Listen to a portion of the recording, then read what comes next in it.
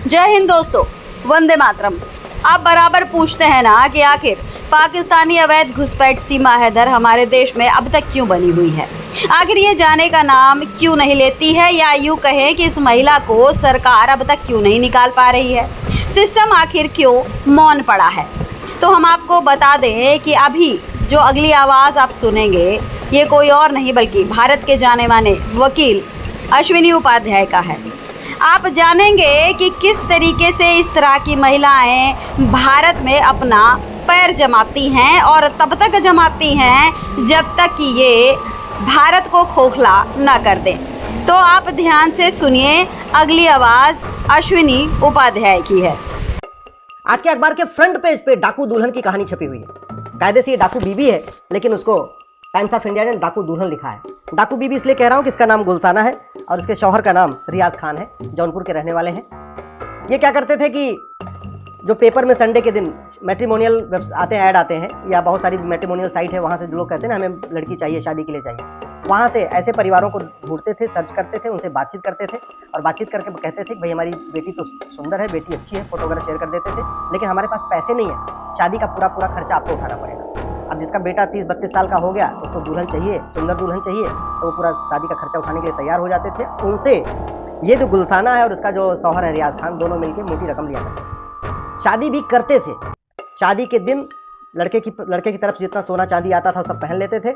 जैसे ही विदाई होती थी उसी में भाग जाते थे। कई बार तो ऐसा हुआ कि शादी की रस्म जब पूरा कपड़ा मेकअप वगैरह तैयार हो गए, सब मंडप में पहुंच गए, वहाँ से इसके साथ के 5-6 लोग आते थे, इसको लेकर वहाँ से किडनैप करके चले जाते थे। तो निकाह जिहाद, किडनैप जिहाद का एक मिक्स स्टोरी थी जहाँ पे ये काम किया करते थे। अब तक के जो खबर आई है, इसमें जो FIR छपे हुए हैं, इन्होंने भारत के कई राज्यों में ये काम किया, लेकिन उसमें सारे के सारे जो लड़के थे वो हिंदू थे। यानी जिन परिवारों को लूटा उसमें 100% वो हिंदू परिवार थे, जिनके साथ ये ब्लैकमेल का धंधा कर रहे थे, जिनके साथ ये निकाह जिहाद कर रहे थे, जिनके साथ ये किडनैपिंग वाला खेल भी खेलते थे कि शादी हुई, जैसे विदाई हुई और रास्ते में गाड़ी इसके 4-6 साथी आते थे और गाड़ी रोकते थे, इसको उतार के ले चले जाते थे।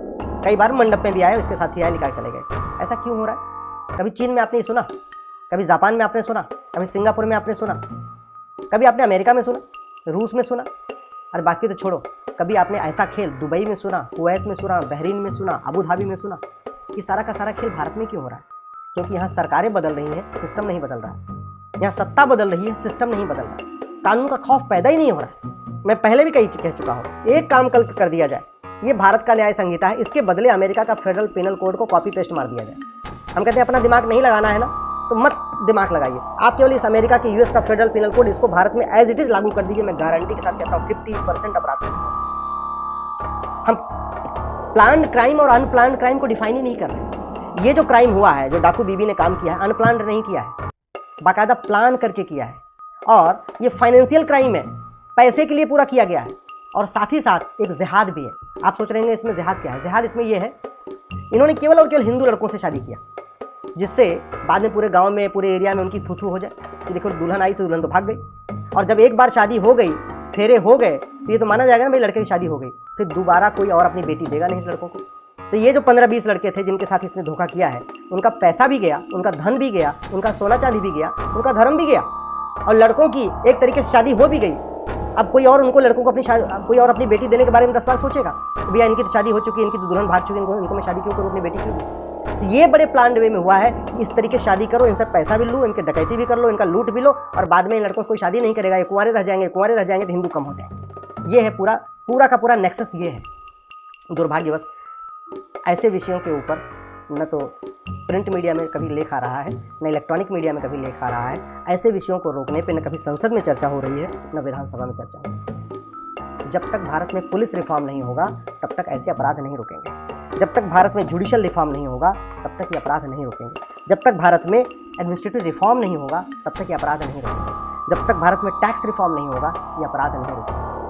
ये अपराध अगर रोकना है, भारत को सुरक्षित बनाना है, तो आपको यहाँ पे एजुकेशन रिफॉर्म करना पड़ेगा, इलेक्शन रिफॉर्म करना पड़ेगा। दुर्भाग्यवश इन रिफॉर्म के ऊपर कोई चर्चा नहीं। लाखों करोड़ रुपए खर्च हो रहा है, हाईवे बनाने के ऊपर करोड़ों रुपए खर्च, एक्सप्रेसवे पे करोड़ों रुपए खर्च, एयरपोर्ट बनाने पे करोड़ों रुपए खर्च। लेकिन जिस चीज़ से देश सुरक्षित रहेगा, जिससे भ्रष्टाचार खत्म होगा, अपराध खत्म होगा, कानून का खौफ पैदा होगा, वो काम नहीं हो रहा। 99% लोग भारत के ईमानदार हैं, 1% हैं जो ये सारा खेल करते हैं।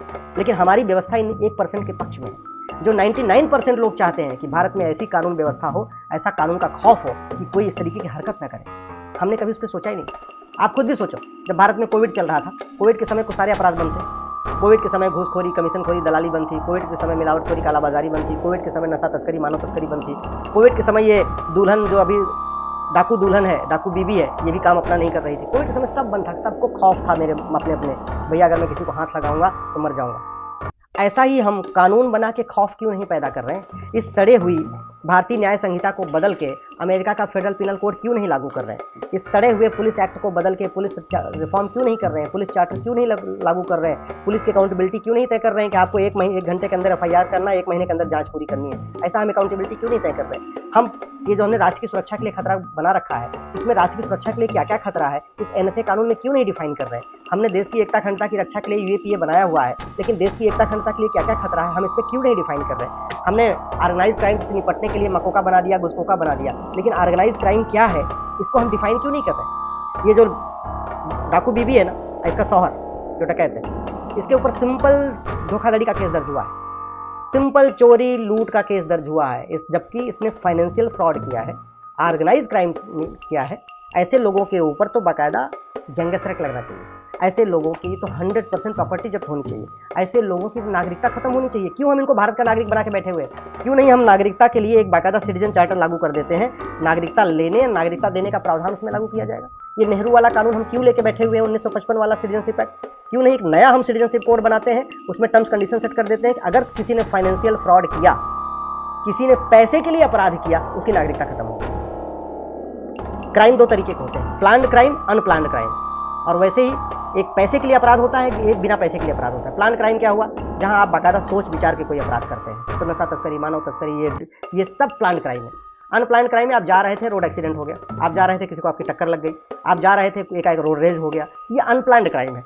अनप्लान्ड क्राइम में तो माफीनामा दे सकते हैं, लेकिन प्लान्ड क्राइम को हम डिफाइन क्यों नहीं कर रहे हैं? क्यों हम प्लान्ड क्राइम करने वालों का नागरिकता खत्म क्यों नहीं कर रहे हैं? झूठ को पकड़ने के लिए हम नार्को पॉलीग्राफ ब्रेन मैपिंग कानून क्यों नहीं बना रहे?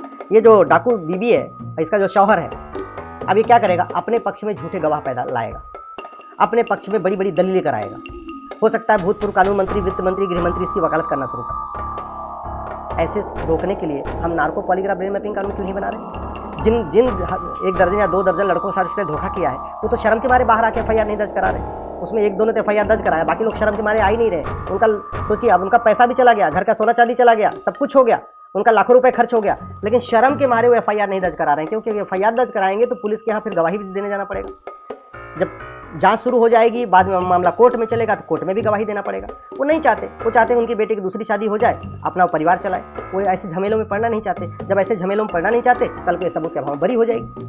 हम क्यों नहीं नार्को पॉलीग्राफ ब्रेन मैपिंग कानून बना देते? भैया 1 घंटे के अंदर पूरी सच्चाई सामने आ जाएगी और उसी को एविडेंस मान के वो सजा दे दे। 1-1 महीने में सजा हो सकती है, 2-2 महीने में सजा हो सकती है। उसके लिए हम क्यों नहीं कर रहे? भारत का संविधान कहता है जस्टिस विद इन ईयर लागू करो, 1 साल के अंदर मुकदमों का फैसला करो। भारत का संविधान कहता है रूल ऑफ लॉ स्थापित करो। भारत का संविधान कहता है सुरक्षित भारत बनाओ। भारत का संविधान कहता है ऐसे कानून बनाओ कि भ्रष्टाचार अपराध जड़ से खत्म हो जाए। दुर्भाग्यवश तू मैं हो रहा है, आरोप प्रत्यारोप हो रहा है, नूरा कुश्ती हो रही है, बतौलेबाजी हो रही है, तू चोर मैं सिपाही हो रहा है। इलेक्ट्रॉनिक मीडिया में भी हो रहा है, प्रिंट मीडिया में भी हो रहा है, सोशल मीडिया में भी हो रहा है, लेकिन किसी एक भी समस्या के अस्थायी समाधान के ऊपर कहीं चर्चा हो रही नहीं हो रही है।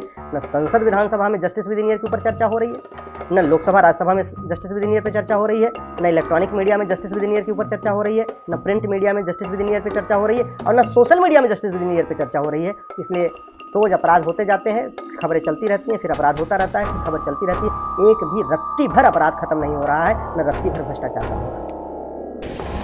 तो अब समझ में आई बात कि आखिर अपराध क्यों नहीं ख़त्म हो रहा है।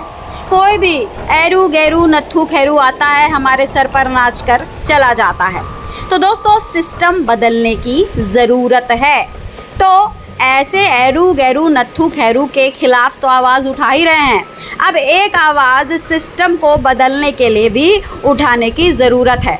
आप मेरी बात से यदि इत्तेफाक रखते हैं तो इस खबर को लाइक, सब्सक्राइब और शेयर ज़रूर करें। वंदे मातरम, भारत माता की जय।